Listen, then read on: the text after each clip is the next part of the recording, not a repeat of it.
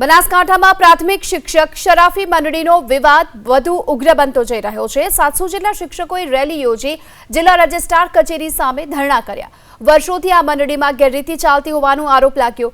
Chairman પર ગેરરીતિના આરોપ લાગ્યા છે ત્યારે 10 વર્ષ બાદ યોજાયેલી સાધારણ સભામાં હિસાબી અહેવાલ રજૂ ન થતા શિક્ષકોમાં ભારે રોષ। શિક્ષકો અમરનાથ ઉપવાસની ચીમકી ઉચ્ચારી છે।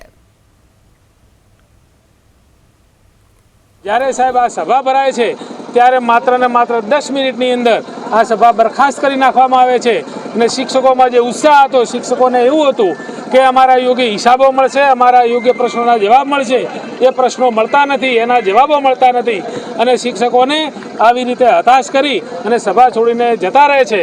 અને જે શિક્ષકોની માગણી હતી કે સાધારણ સભા ભરાય અને સાધારણ સભાની અંદર હિસાબો વંચાણે લેવામાં આવે અને જે ખર્ચ કરેલા છે એ પણ એનો જવાબ આપવામાં આવે। સાહેબ 20-20 કરોડ રૂપિયાની થાપા જે અમારી મંડળીની જે સ્થાવર મિલકત છે એ ગીરવે મૂકી અને આનો વહીવટ કરવામાં આવે છે।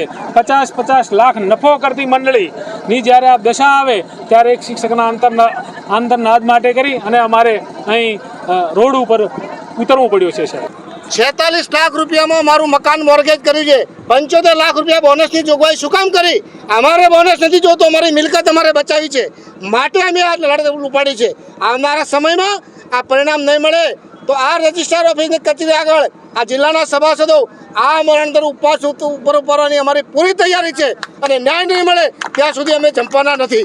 આ મીડિયાના માધ્યમથી અમે સરકારને પણ આશ્વસ્ત કરવા માગીએ છીએ। આ માત્ર રજિસ્ટ્રાર સાહેબ નહીં, સરકારનું પણ ધ્યાન દોરીએ છીએ કે અમારી માગણી, અમારો ન્યાય આપો, નહીં તો સરકાર સામે પણ લડતા અમે કોઈ અચકાઈશું નહીં, એવી અમારી સૌ સભાસદોની માગણી અને લાગણી છે। જે વહીવટ કરતા હતા એ લોકો ત્યાંથી નીકળી બેઠા છે।